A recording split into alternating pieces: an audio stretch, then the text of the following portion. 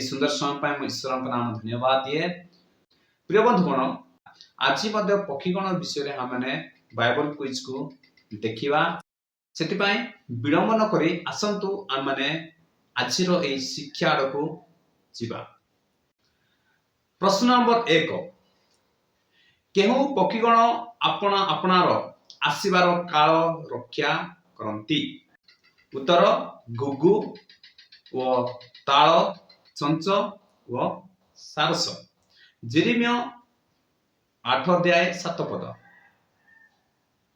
गुगु व ताल चंच व सारस अपना अपनार आसीबार काल रक्षा करंती।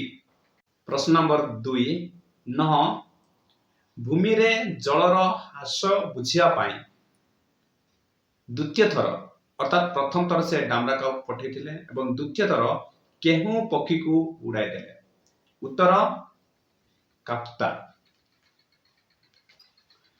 आदि पुस्तक अध्याय 8 पद। पुनच नह भूमि रे जलर ह्रास बुझिया पाई गुटे काप्ता उड़ाई देले। क्वेश्चन नंबर 3 सदाप्रभु इस्राएल लोकों को मांस खाया पाई केहू पक्षी जुगाइथिले। उत्तर भाटोई पक्षी। यात्रा अध्याय 16-13 पद। अनंतर संध्या काल रे भाटोई पक्षीगण आसी छाउनी स्थान आच्छादन कले।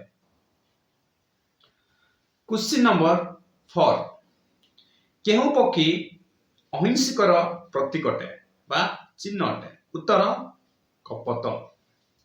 माथ्यू अध्याय 10-16 पद। कपत परि अहिंसक हुओ।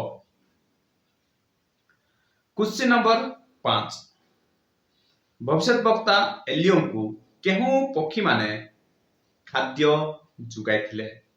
उत्तर काक माने। प्रथम राजावली अध्याय 17-4-6 पद। से स्थान रे तुमे नदी रु पान करिवो व तुमको खाद्य जुगाया पाई आमे काक मानकु आज्ञा देइछु। पद 6 पुनी काक माने प्रातः काल रे रुटी व मांस पुनी संध्या बेले रुटी व मांस तांको पाई आनिले आउ से नदी रु पान कले। प्रिय बंधुगण आज रो ए बाइबल क्विज द्वारा आपण माने निश्चय भाव रे ज्ञान अर्जन करछन्ते। सेति पय आज रो ए बाइबल क्विज द्वारा ईश्वर आपण मानको आशीर्वाद करंतु।